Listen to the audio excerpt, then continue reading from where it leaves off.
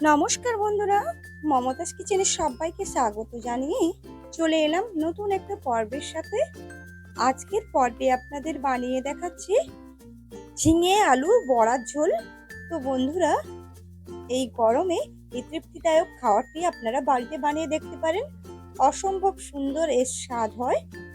যারা অতিরিক্ত ঝাল মশলা খেয়ে বিরক্ত হয়ে পড়েছেন তাদের জন্য এই রেসিপিটি গরম গরম ভাতের সাথে জাস্ট জমে যায়। আপনারা একবার হলো আমার অনুরোধে বাড়িতে বানিয়ে দেখতে পারেন। তো রেসিপিটি শুরু করার পূর্বে আপনাদের কাছে অনুরোধ, ভিডিওটি কোথাও না স্কিপ করে প্রথম থেকে শেষ পর্যন্ত দেখুন। আশা করছি আপনাদের খুবই পছন্দ হবে। এখন সরাসরি চলে যাব মূল রেসিপিতে। এই রেসিপির জন্য দেখুন, দুটো ঝিঙে নিয়েছি আর একটা আলু নিয়েছি। আর এই ঝিঙেগুলোকে আগে থেকে পরিষ্কার করে জল দিয়ে ধুয়ে নিয়েছি। এখন এই ঝিঙে এবং আলুটাকে কেটে নেব।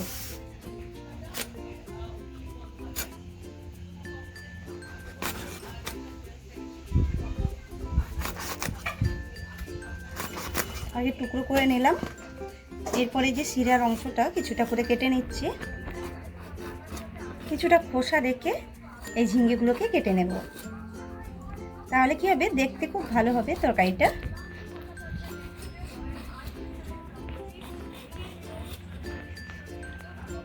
তো এভাবে আমি সবটুকু ঝিঙ্গে কেটে নিচ্ছি, এভাবে খোসা ছাড়িয়ে নিয়ে নিয়েছি। কিছুটা করে রেখে নিশ্চয়ই দেখে বুঝতে পারছেন আমি এই ঝিঙেটাকে দু টুকরো করে কেটে নিচ্ছি। তো দেখুন, নরম ঝিঙে, একদম নরম ঝিঙে। তো দেখুন, এই পাত্র করে রেখে দিচ্ছি। এভাবে আমি সব দুইটি যে ঝিঙে আছে এভাবে টুকরো করে কেটে নেব খোসা ছাড়িয়ে। দেখুন, আলুগুলোকেও ঠিক এভাবে আমি টুকরো করে নিয়েছি, আর দুটো ঝিঙেই আমি এভাবে খোসা রেখে টুকরো করে নিয়েছি। এখন সাইডে সরিয়ে রেখে দিচ্ছি।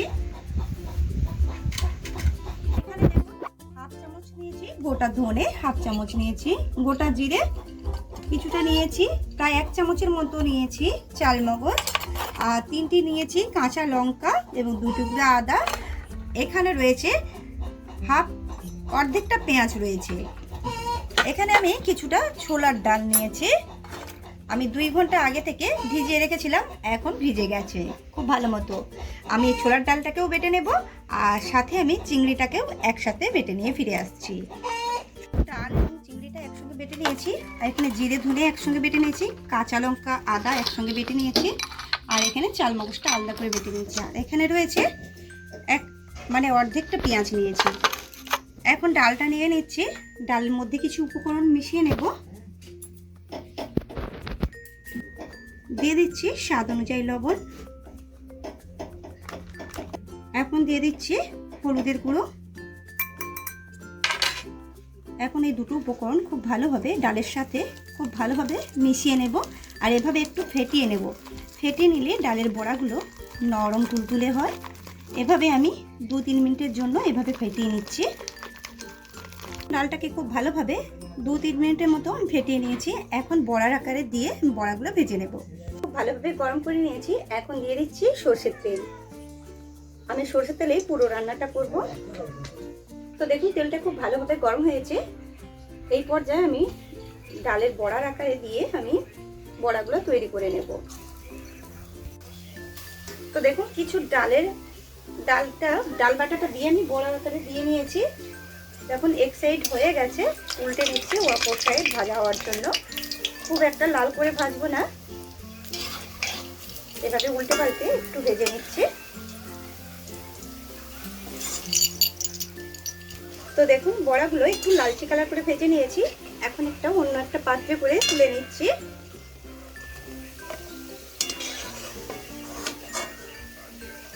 এভাবে আমি পরের ব্যাচে একইভাবে আমি ডালের বড়াগুলো তৈরি করে নেব।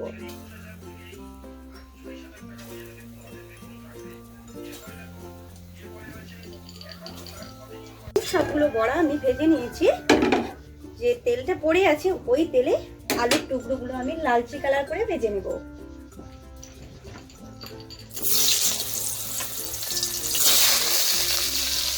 কিছুটা পরিমাণ লবণ। এখন নাড়িয়ে চাড়িয়ে আলুগুলোকে একটু লালচে কালার করে ভেজে নেব। সামান্য হলুদের গুঁড়ো দিয়ে দেব।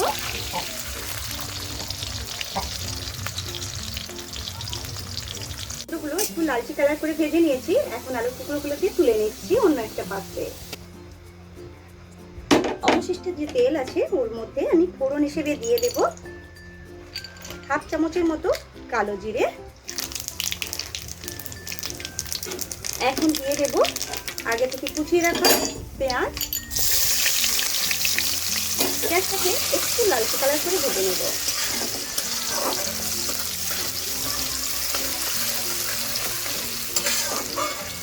একটু লালচে কালার করে ভেজে নিয়েছি। ঠিক এই পর্যায়ে দিয়ে দিচ্ছি আগে থেকে কেটে রাখা ঝিঙে।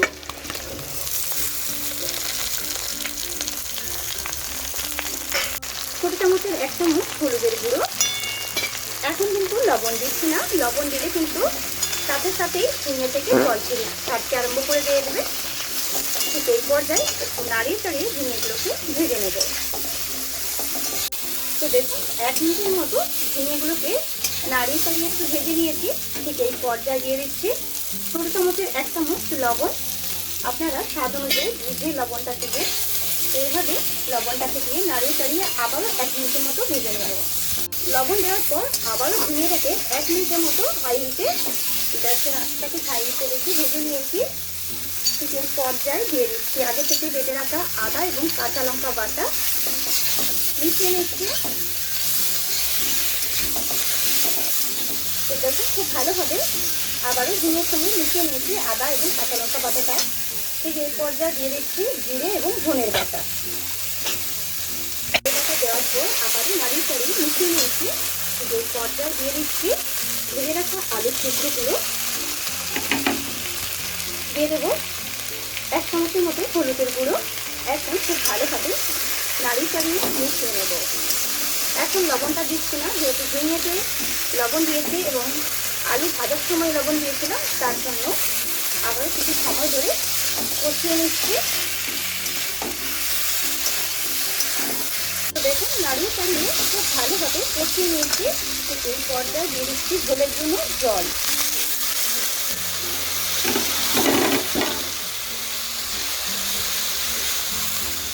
একটু জল দিয়ে দিয়েছি। এখন টেস্ট করার পর আমি লবণটা অ্যাড করব। দেখুন আমি এদিকে রান্না করছি, এদিকে দেখুন আমার পোস্ত বলতে পারেন। এদিকে দেখুন ঝিঙে আলুর ঝোলটা কিন্তু খুব ভালোভাবে ফুটে উঠেছে। ঠিক এই পর্যায়ে দিয়ে দেব আগে থেকে ভেজে রাখা বড়াগুলোকে। বড়া যেহেতু জল টানে তার জন্য আমি বেশি পরিমাণ ঝোলের জন্য জলটা অ্যাড করলাম। আর এরপরে আমি টেস্ট করে নিচ্ছি লবণটা লাগবে কিনা। দিয়ে দিচ্ছি স্বাদ অনুযায়ী লবণ। আর এখন দিয়ে দেব আগে থেকে বেটে রাখা চাল মগজ। আপনারা চাল মগজের বদলে পোস্ত কিংবা কাজুও দিতে পারেন, আবার না দিলেও চলবে। খুব ভালোভাবে মিশিয়ে নেব। সব শেষে রান্নাটা শেষ করব অল্প চিনি দিয়ে।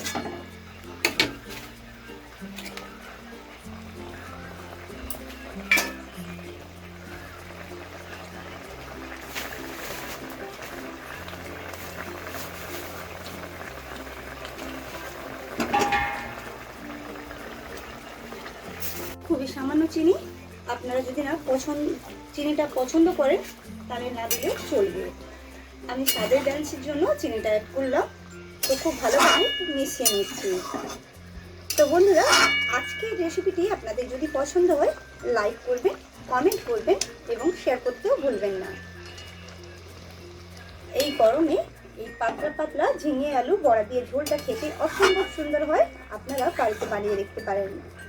আমি তো পেঁয়াজ দিয়ে রান্না করেছি, আপনারা চাইলে পেঁয়াজটাও স্কিপ করে যেতে পারেন, পেঁয়াজ আর চিংড়ি মাছটাও স্কিপ করে যেতে পারেন, তাতেও কিন্তু ঝিঙে আলুর ঝোলটাও খেতে ভালো লাগবে।